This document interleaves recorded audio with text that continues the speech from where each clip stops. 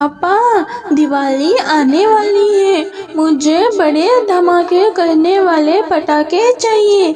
आप मेरे साथ जंगल चले और मुझे पटाखे दिला दीजिए। मैं अपने दोस्तों को दिखाऊंगा। सबसे धमाकेदार पटाखा मेरे पास है। जग्गू बेटा, ज्यादा धमाकेदार पटाखे खरीदने से हमारे कान के पर्दे भी फट सकते हैं, इसलिए मैं तुमको फुलझड़ी ही दिलाऊंगा। मम्मा, मम्मा देखो ना, पापा मुझे धमाकेदार पटाखा दिलाने से मना कर रहे हैं। कालू जी, हमारा एक ही तो बेटा है।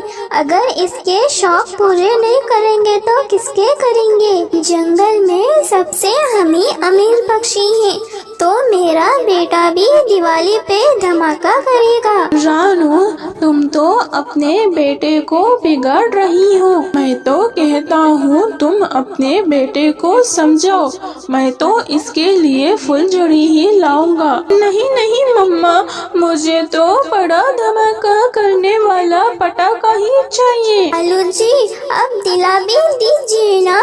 अगर आप मेरी बात नहीं मानोगे तो मैं जग्गू को लेकर मैके चली जाऊंगी। वो कालू कौवा कर भी क्या सकता था, जग्गू को बड़े वाले पटाखे दिला देता है। छोटी, ये देखो, मेरे पापा ने मेरे लिए कितने सारे पटाखा खरीद के दिया है। मेरे पास सबसे ज्यादा धमाका करने वाला पटाखा बम है। चलो हम दोनों मिलकर इसे फोड़ते हैं। नहीं जग्गू, मैं तो दिवाली के रात ही पटाखे जलाऊंगी। मेरी मम्मा मेरे लिए फुलझड़ी लाई है। फुलझड़ी, वो भी तो कुछ पटाखा होता है। मेरे पास तो उससे भी ज्यादा धमाके करने वाले पटाखे हैं। चलो ना, उसे जलाते हैं। जग्गू, जग्गू, मैं थोड़ी दूर पे खड़ी रहती हूँ, तुम ही जला लेना बड़े वाले पटाखे। मुझे तो बहुत डर लगता है। जग्गू पटाखों के पास बैठकर उसको जलाने लगता है। अचानक से बड़ा धमाका होता है। जग्गू बुरी तरीके से घायल हो जाता है। रानू आंटी, जग्गू तो बड़े वाले पटाखों से घायल हो गया है। अब जल्दी मेरे साथ चलिए। जग्गू बेटा, तुम्हें क्या हो गया? तुम घबराओ मत, मैं अभी तुमको डॉक्टर के यहाँ ले जाती हूँ। मम्मा, मम्मा, ये सब तो इस छोटी चिड़िया ने किया है। इसने जलता हुआ पटाखा मेरे ऊपर फेंक दिया और मैं जल गया। कालू जी, अब जग्गू को लेकर हॉस्पिटल जाओ। मैं इस छोटी चिड़िया को लेकर इसके माँ के पास चलती हूँ। टुनटुनी, अरे ओ टुनटुनी, देखो तुम्हारी बेटी ने क्या किया। टुनटुनी, तुम्हारी बेटी ने मेरे जग्गू बेटे को पटाखा बम से जला दिया। मम्मा, मैं तो दूर खड़ी थी, वो खुद जग्गू पटाखा जलाकर जल गया। मैंने कुछ नहीं किया। गोरी बहन, आपको कोई गलतफहमी हुई है। मेरी बेटी कभी ऐसा नहीं करेगी। ठीक है टुनटुनी बहन, अब पुलिस ही इसकी सच्चाई बाहर निकालेगी जब इस पर डंडे पड़ेंगे। पुलिस का नाम सुनते ही टुनटुनी डर जाती है। वो जल्दी जल्दी उड़कर जग्गू कौवे के पास जाती है। जग्गू बेटा, तुम सच बता देना, कैसे तुम जल गई हो, नहीं तो पुलिस आकर मेरी बेटी को पकड़कर ले जाएगी। तुम दोनों अच्छे दोस्त हो ना? तुम दोनों मिलकर हर साल दिवाली मनाते हो ना?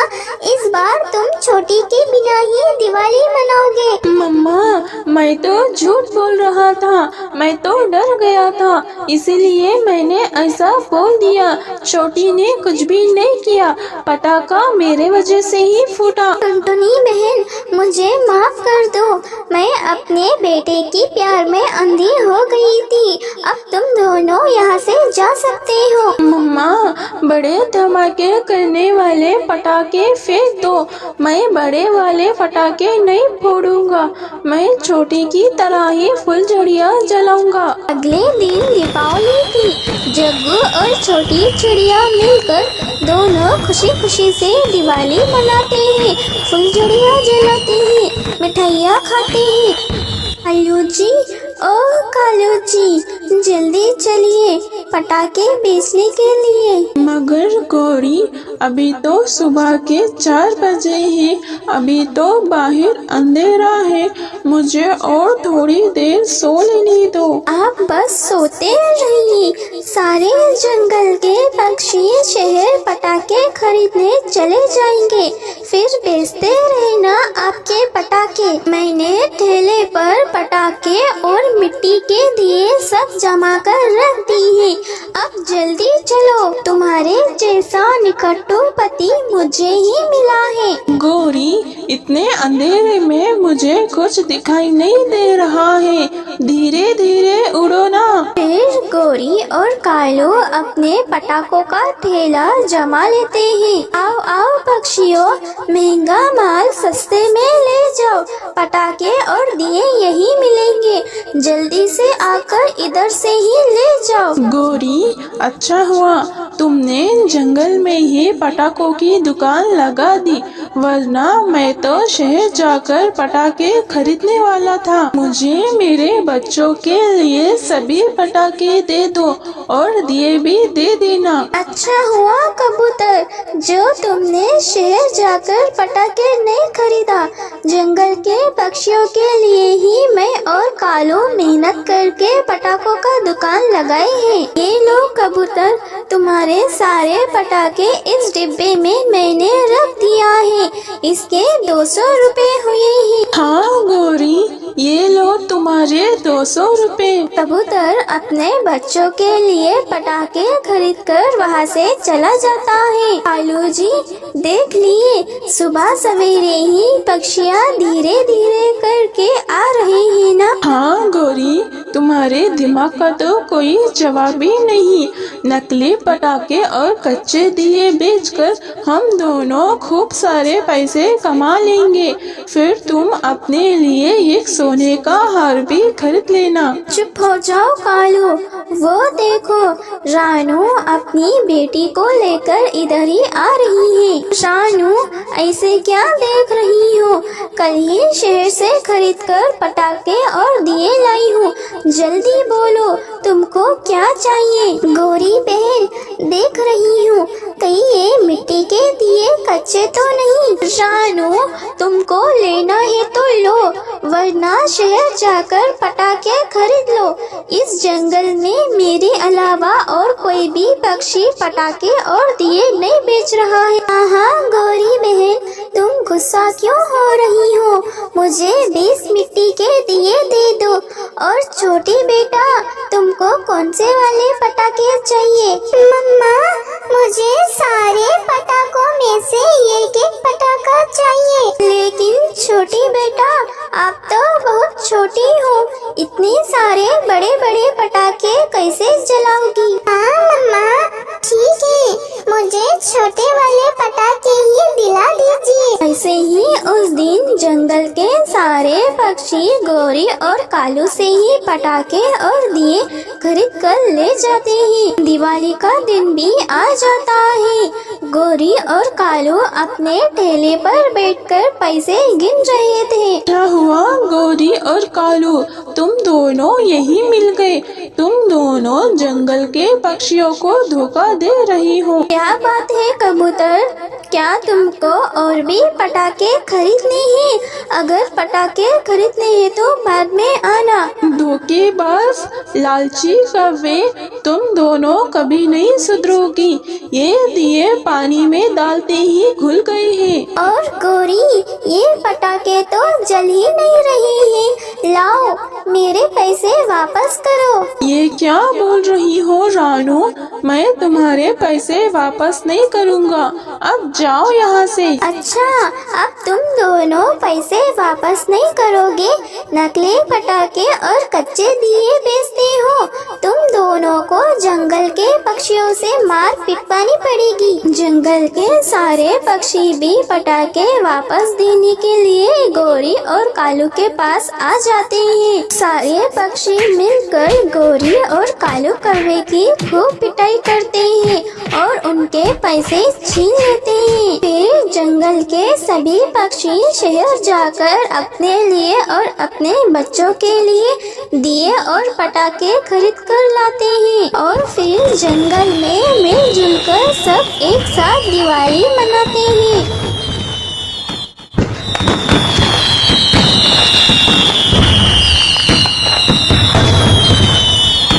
चिड़ा मजदूरी का काम किया करता था। उसे कुछ दिन काम मिलता, कुछ दिन नहीं मिलता था। ऐसे में दिवाली का त्योहार कुछ ही दिनों में आने वाला था। रानू, मुझे जल्दी से कुछ दाना बांध के दे दो, शायद आज कुछ काम मिल जाए। दिवाली का त्योहार करीब है। जंगल के सभी पक्षी अपने अपने दुकान साफ सफाई करवा रहे हैं, शायद मुझे उधर ही कुछ काम मिल जाए। टुन्नू जी, अगर आपके पास कुछ पैसे हैं तो मुझे दे दो। बाजार जाकर मैं कुछ मिठाई ले आऊंगी। बच्चों को दिवाली के अवसर पर मिठाई भी तो खिलानी है ना। बेचारे हमारे बच्चे हमारे पेट में पैदा होने की वजह से कई दिनों से वो सूखे दाने ही खा रहे हैं। रानू, मैं कहाँ से दूँ पैसे? कई दिनों से कुछ काम नहीं मिला।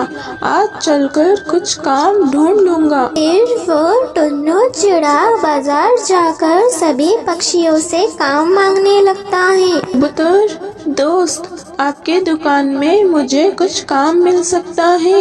आपका दुकान मैं अच्छे से साफ कर दूंगा। नहीं, मेरे दुकान में तुम्हारे लिए कुछ भी काम नहीं है। जाओ यहाँ से, किसी और से काम मांग लेना। फिर वो टुन्नू चिड़ा कालू कौवे के पास काम मांगने आ जाता है।